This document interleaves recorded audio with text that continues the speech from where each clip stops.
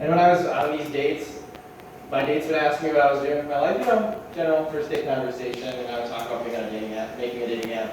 And inevitably the same question over and over and over again would be asked is this your research or are we on a date? So at first I was like, no, this is a date, and it was.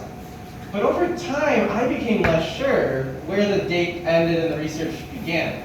There's a little bit of a yellow flag in my mind, but I was so adamant that I was going to make this work, and to be honest, part of the reason I was doing this is because I wanted to find somebody.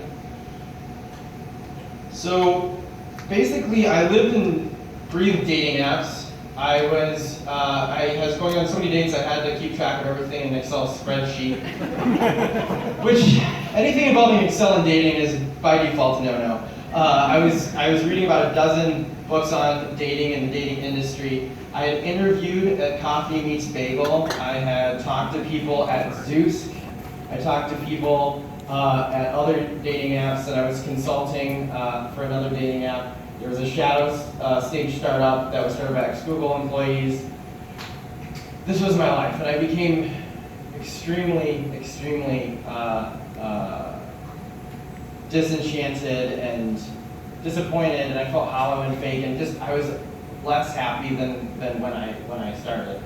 So about 4 months in, I had pitched to VCs, and they were actually pretty happy about this, and we were going to go for a second round of pitching. And around that time, I was actually dating somebody who I had met through one of these many dates per week.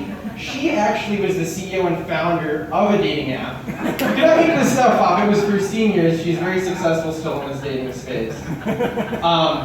But after pitching for the first time, it came out in TechCrunch that a dating app had come out that had exactly our same idea. 2 days later, my 2 team members ditched me. 3 weeks later, the girl dumped me. I tried to win it all and I lost it all. So I stopped dating. I stopped online dating. I really did some soul searching. I tried to figure out how did this go so wrong when I felt like I had so much going for me, so much passion and drive, and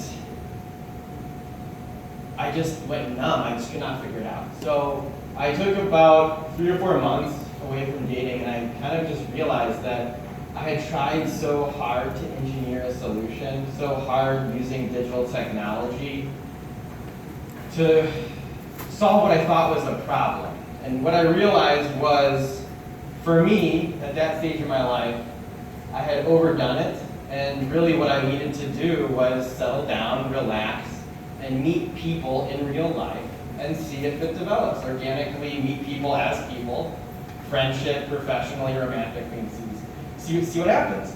And so I've been in that headspace for 2 years now, 3 years now, and I'm a lot happier now. What I kind of realized is that it's not necessarily analog versus digital, but it's really asking myself the question, what do I need and how am I getting my needs met, and how am I being respecting myself and respecting other people, and letting things happen instead of controlling them. And I think the technology gives you a sense of control, and technology gives you a sense of abundance, but it can change my mindset about how I went about interacting with people.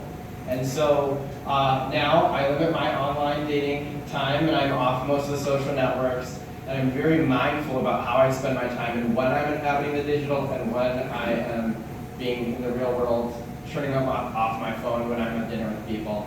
And so I don't think there's any right answer for anyone, but I ask myself the right questions and let my instincts, my emotions, my wise mind answer that. And I encourage everyone to do the same. So it's not about analog versus digital, but just realizing when is the right place for you to be you and let you shine through to connect with other people. Thank you.